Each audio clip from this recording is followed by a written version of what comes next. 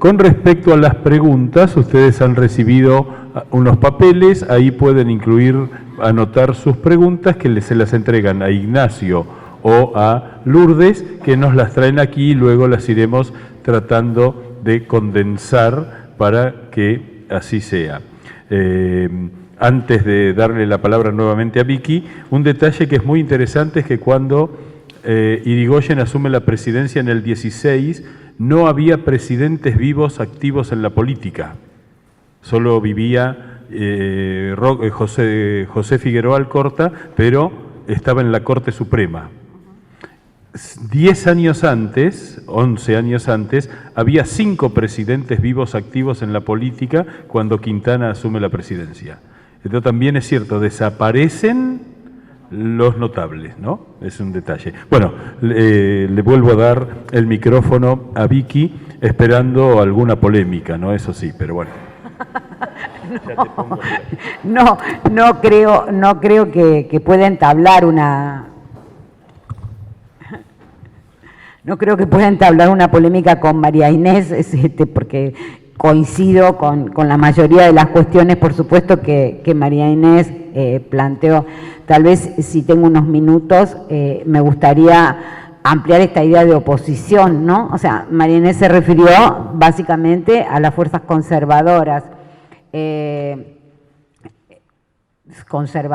liberales, etcétera, etcétera.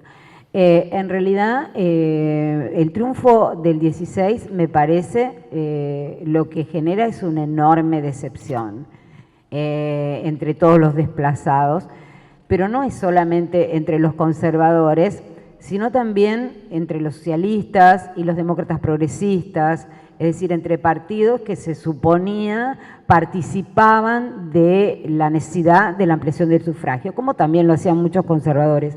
Me parece que ese triunfo provoca una enorme decepción y un enorme descreimiento.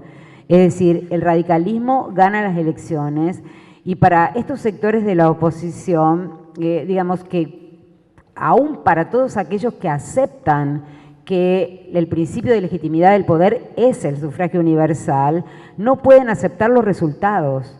Entonces necesitan explicarse esos resultados, ¿no? ¿Cómo explican esos resultados? Porque María Inés decía, y es cierto, las fuerzas conservadoras no logran unirse, los radicales tampoco. Es decir, los radicales son una sumatoria, pelea de gatos entre facciones provinciales, en el 23 se escinden los antipersonalistas, sin embargo, sus éxitos electorales les posibilitan en muchas provincias que las legislaturas tengan mayoría roja y minoría azul, o negra o blanca dentro de los sectores del propio radicalismo, digo, ¿no? Entonces, el triunfo electoral genera decepción y genera fundamentalmente anti-irigoyenismo, ¿no? O sea, genera también dentro del propio radicalismo sectores decepcionados con la ley Sáenz Peña, sectores decepcionados con una democracia que en realidad adopta formas plebiscitarias, ¿no? Este me parece que es el problema, y es toda la oposición, o sea, aún parte del propio radicalismo frente a el modo que asume la puesta en acto de esa democracia irigoyenista, ¿no? Me parece que esto habría que ampliarlo, no son solo las fuerzas de la derecha, no son solo las fuerzas conservadoras, sino que el triunfo radical del 16 genera un amplio espectro de decepcionados, de descontentos que a dos niveles. Algunos que piensan que Irigoyen no es un accidente. O sea, Irigoyen puede ser superado a partir de hacer más democrática la democracia, digamos, ¿no? Y otros que piensan que la ley fue prematura o que hay que modificar la ley. Y entonces ahí empiezan una enorme cantidad de proyectos que tienen que ver con reformar la ley Sáenz Peña para mejorar la representación, para evitar que los radicales incapaces para el gobierno, poco talentosos, la chusma, etcétera, etcétera, sigan ocupando el poder. Es decir, en lugar de lista incompleta, representación proporcional, volver a la circunscripción, eliminar el segundo grado, hacer que los senadores sean elegidos por elección directa, cantidades de proyectos se acumulan en la Cámara tratando de frenar de algún modo el avance del voto radical. Pero la ley no se cambia, digamos. Irigoyen es desplazado, como decía cuando cerré, por un golpe, y hacia adelante tampoco la ley se modifica y son esos sectores desplazados los que instrumentan el fraude. No, entonces eso nada más agregar, más que entablar una polémica con María Inés, que no tengo desde dónde, si ella quiere entablarla conmigo, es pensar a esas elecciones como elecciones que abren, que amplían la sustentación del poder, la base electoral, y también como unas elecciones que ponen en discusión y ponen en juego a la democracia en tanto democracia liberal, no como democracia de partidos, etcétera, etcétera. Muy bien, perfecto, muy bien.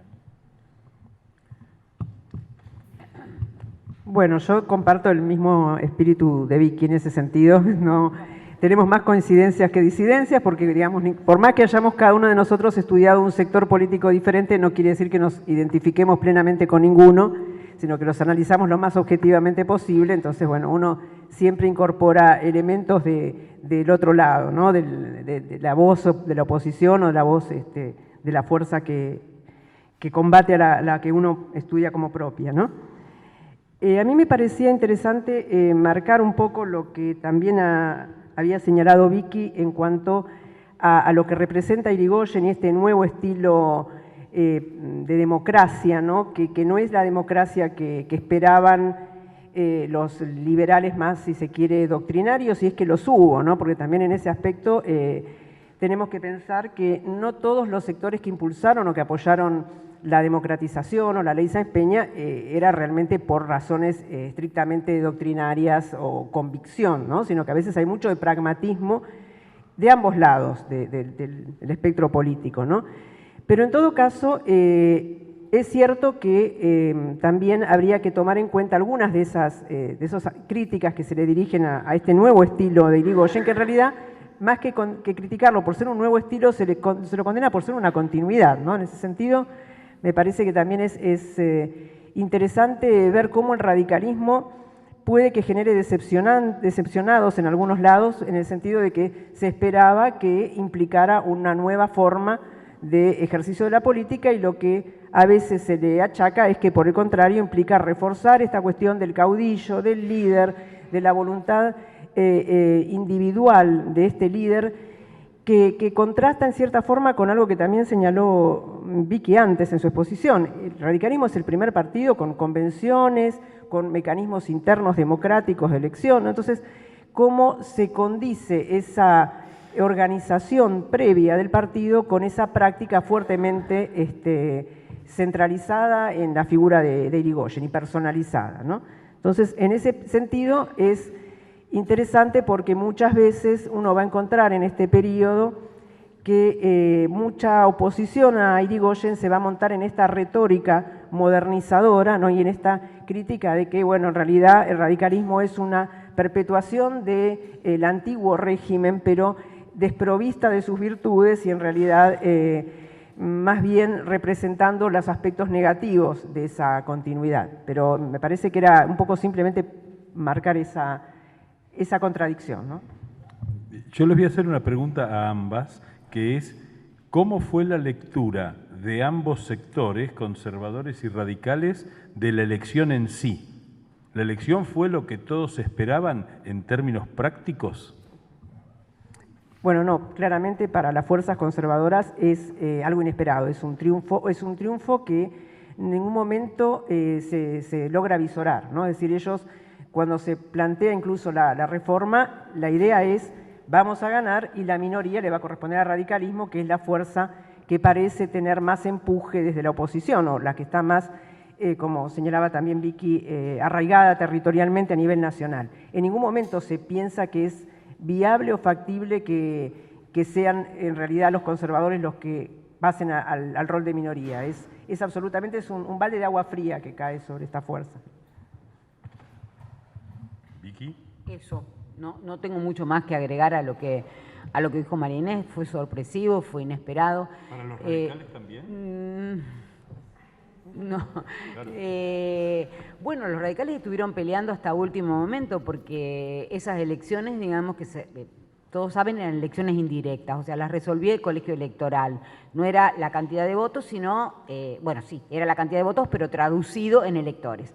y el radicalismo pelea hasta último momento el aporte de los electores santafesinos, radicales santafesinos, que como están peleados con Irigoyen, no van a aportar sus votos, que son 19 electores. Entonces el radicalismo en un primer momento está expectante, digamos, expectante para ver qué pasa con la posibilidad de que el colegio electoral le sustraiga el triunfo de las urnas, ¿no? No sé, no estoy segura, digamos, me parece que Irigoyen tenía, por lo menos discursivamente, como muy claro el triunfo, ¿no? O sea, no sé las huestes radicales, pero Irigoyen entendía que el pueblo iba a ratificar, digamos, la causa, ¿no? Esa idea de que Irigoyen sostiene de morfinómano político, como decía Rodríguez Larreta, un morfinómano político con una idea fija, pero no mucho más. Bueno, creo que ambas expositoras merecen un aplauso.